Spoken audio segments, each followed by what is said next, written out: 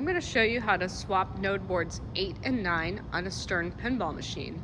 Today we're going to be using a Star Wars Fall of the Empire Premium, but this actually applies to a lot of different Stern pinball machines, even in the Spike 2 era. First, you're going to have to start by taking off the glass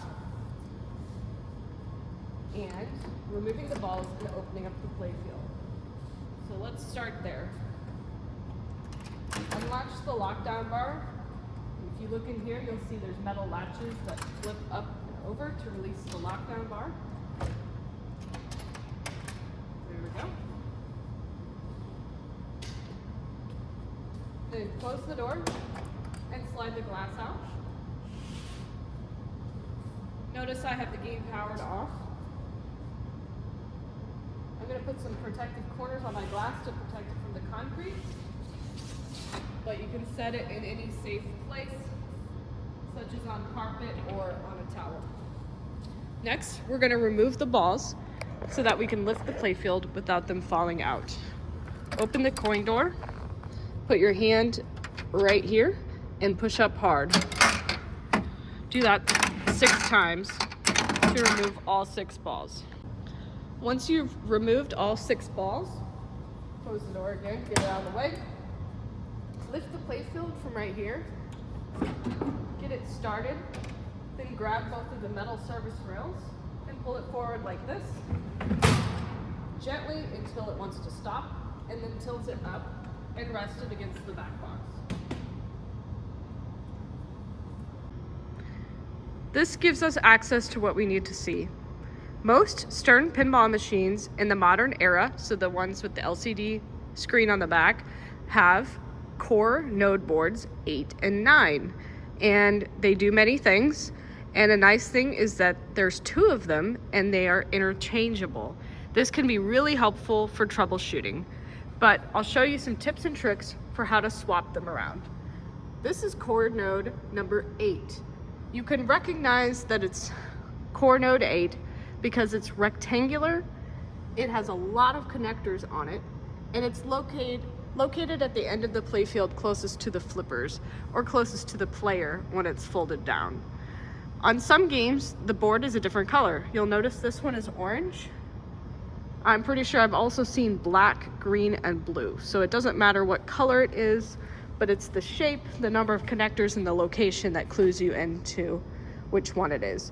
You'll notice the other boards look very different. These are lamp boards, and they're flat, different shapes, and don't have nearly as many connectors. You'll see another one towards the back of the playfield. That is typically going to be node board 9. So 8 close to the flippers, 9 is going to be somewhere further away from the flippers, but it doesn't have to be right here. It might be somewhere in the back half of the playfield. All right, to remove each node board so that you can switch them around for troubleshooting, first you need to take a picture so that you remember where all the connectors go. There will be some guides to help you put them in the right place. We call them keys, but a picture never hurts. So you get everything plugged in correctly and you don't forget something. Next, you're going to remove the connectors. So let's do that part together. One more thing I did before I started pulling connectors, you'll see these 2 network cables on the end look exactly the same. So I had to put a little piece of blue painter's tape on the bottom so that in my pictures, I know which one goes where. So blue on the bottom. All right, so these are network cables. You may have seen like Ethernet cables that are similar. You pinch this little tab and you pull it. Easy enough.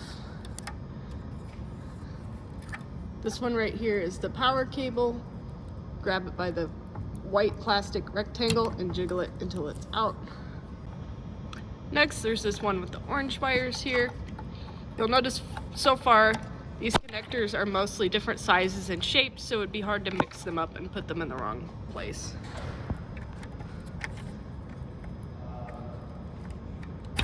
So while it may look intimidating, there's really not a whole lot that you can get in the wrong spot.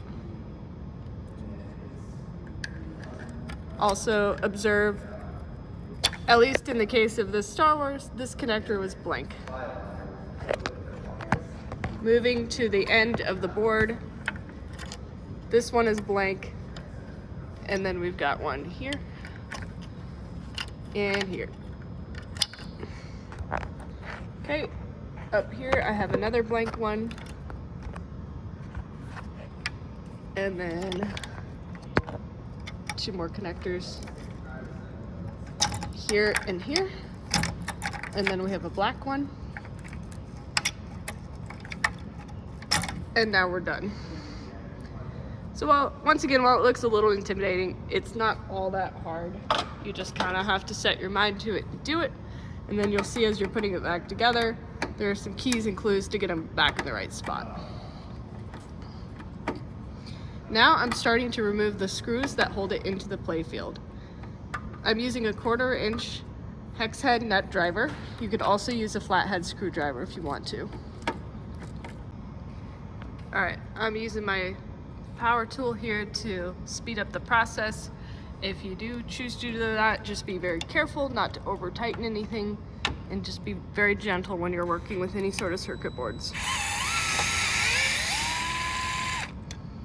All right, as you saw, there's a 5th screw in the middle there, in addition to the screws on the corners. All right, I think it's loose, so let's go ahead and remove it.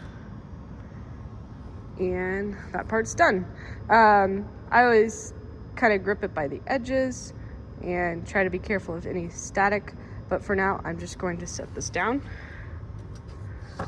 Also, just kind of keep in mind which one is which. So that was node board 8 from the area by the flippers.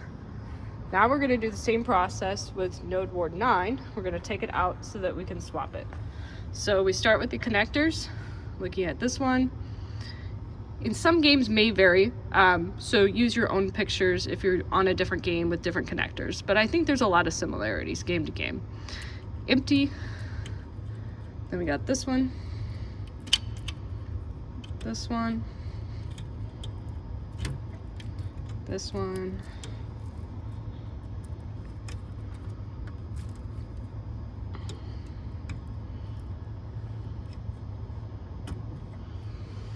so you notice on a long connector like this that has a lot of grip, I got one side started, then I'll do the other. Try to avoid pulling from one side all the way off and using a lot of force. You may bend a pin, but it's okay to pull it a little ways and then do the other part. There we go. Then I got a small one over here, kind of out of sight. This one. I already labeled my network cables. I put blue on the bottom.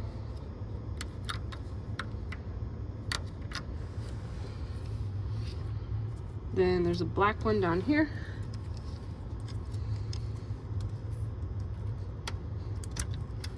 Got that one. And this one.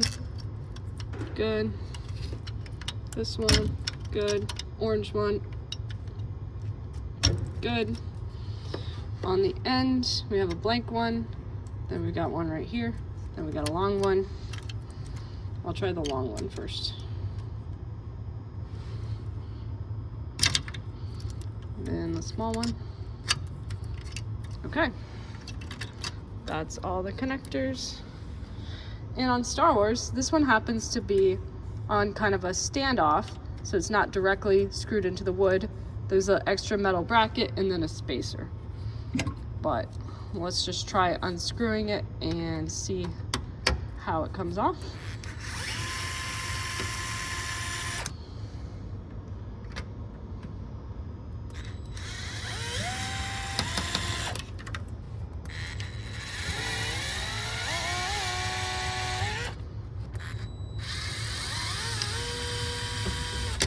There's no screw there.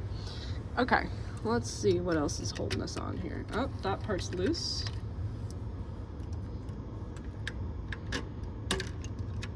Okay.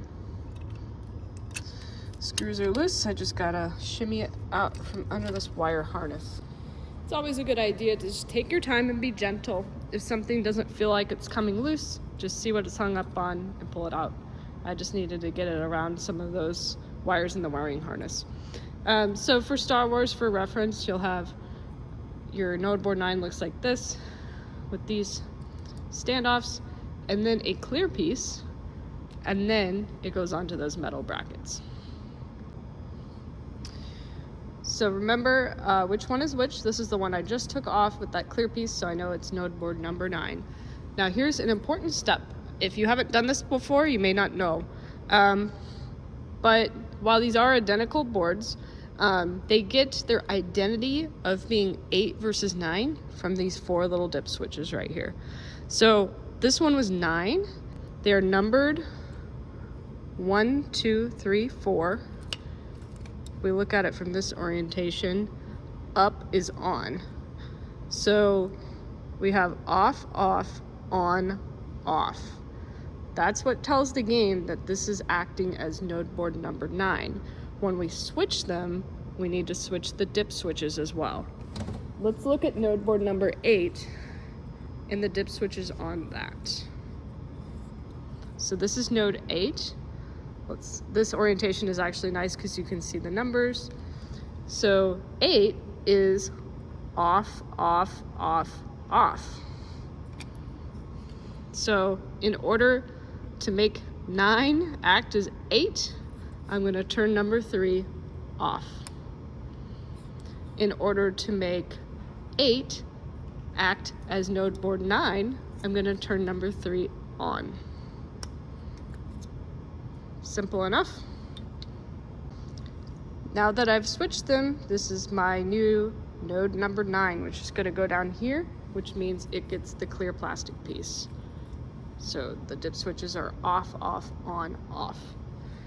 And it's going to go in this orientation because remember those black network cables were to the right. So I'm going to start shimmying it into place, lining it up with the holes, and putting the screws in.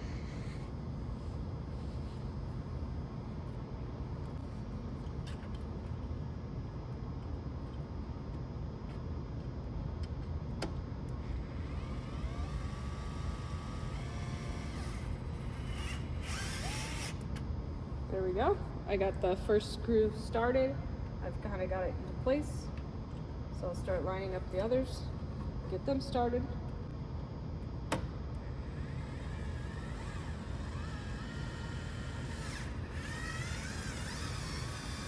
That one is started. We'll tighten them up a little further at the end, but I'm going to leave them loose in case I need to adjust the alignment on the others.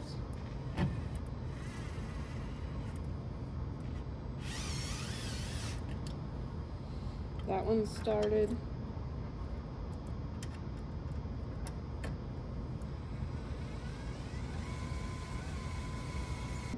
All right, now I'm gonna hand tighten the others. Remember, with circuit boards, you don't need to go crazy tight. Just enough to where if you kind of go like this, it doesn't jiggle.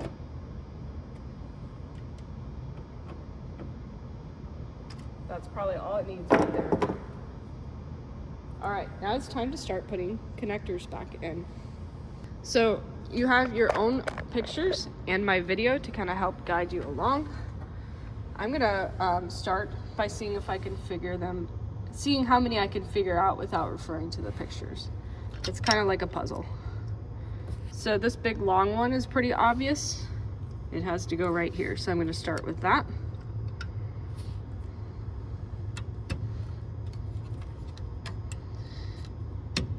Since this one doesn't really have a whole lot bracing it and the board's bending a little when I'm pushing, I decided to put my finger on the back to support it a little bit as I push the connector in. Next, this one very easily goes right here. It lines up and fits. Then you have 2 options to plug this one in, but you'll notice these headers are longer, so it actually matches up with the shorter one.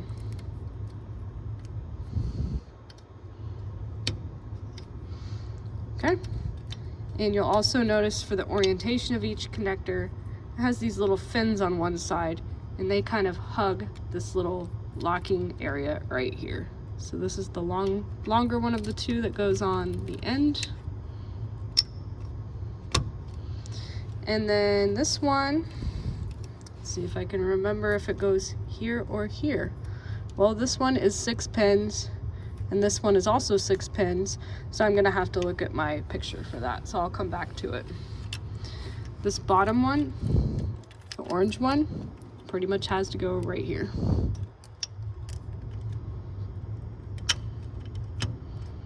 Okay, the one next to it, you can also just tell by the wires and kind of their memory where they want to go. But when you see two that are alike, you really need to be extra careful to get it in the right place. The next one is also kind of pre-lined up for me, and it fits perfectly. The next one is the black one. There we go. Then I have my network cables, which I'm happy that I labeled with tape so I don't have to remember which one goes where because they're exactly the same. So blue for bottom was my technique of remembering. Then we have this one that fits perfectly right here.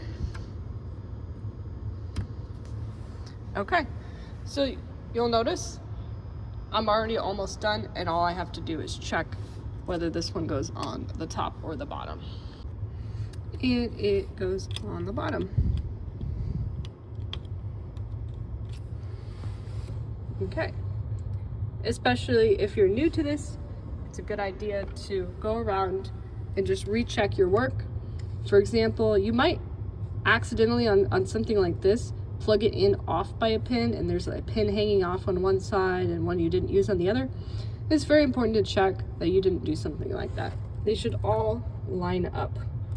And if something's not lining up, take a minute, look at photos, refer to sources online, and make sure you feel comfortable that it's right before turning it on. There's a few instances where if you plug something in wrong, you're going to cause further problems. And I'm sure you don't need that right now. Okay, that's all.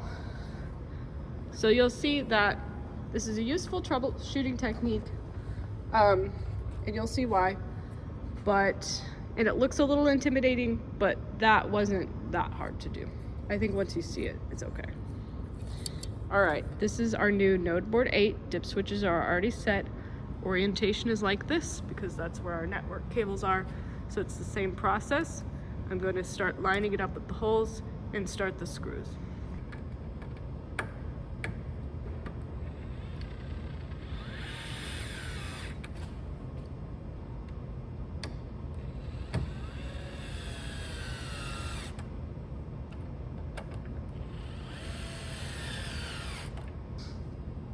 At this point, I remembered that this one is supposed to have 5 screws and this one has 4.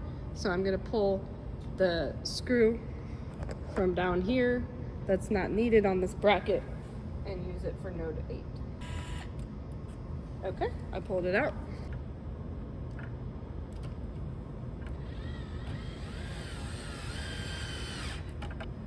Okay, screws are done, so we're going to do connectors. It went pretty smoothly on the other one, so feeling pretty good about it. I'm gonna start with the network cables. So this one goes on top because I remember I labeled the bottom one with blue tape. This one easily goes here and it fits. Here's an example of a connector with a key. See how the second slot is blocked off? And the header pin has a corresponding missing pin. That's called a key. It helps you to plug it in the right place without plugging it in off by a pin. And it helps keep you from mixing up different connectors. On some pinball machines, those keys are really helpful. On this one, we have such a variety of connectors that it's less crucial to have a key on every single one. There's the long connector. Here's the 4-pin thick one. You also see that these are thicker connectors than these.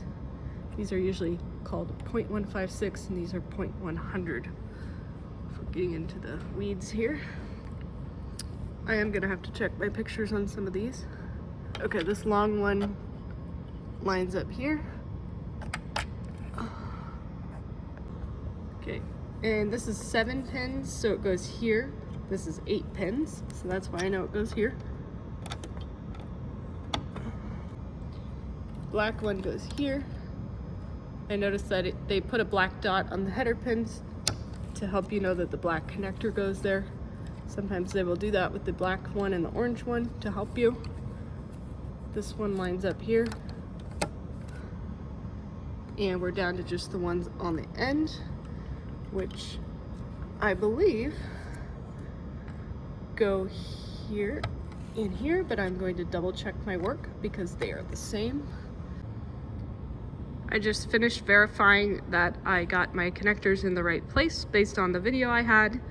And at this point, you can put your playfield down and try powering on your game and run any tests that you are guided to do. I'll give you an example of what we're working on and why we swapped the node boards around.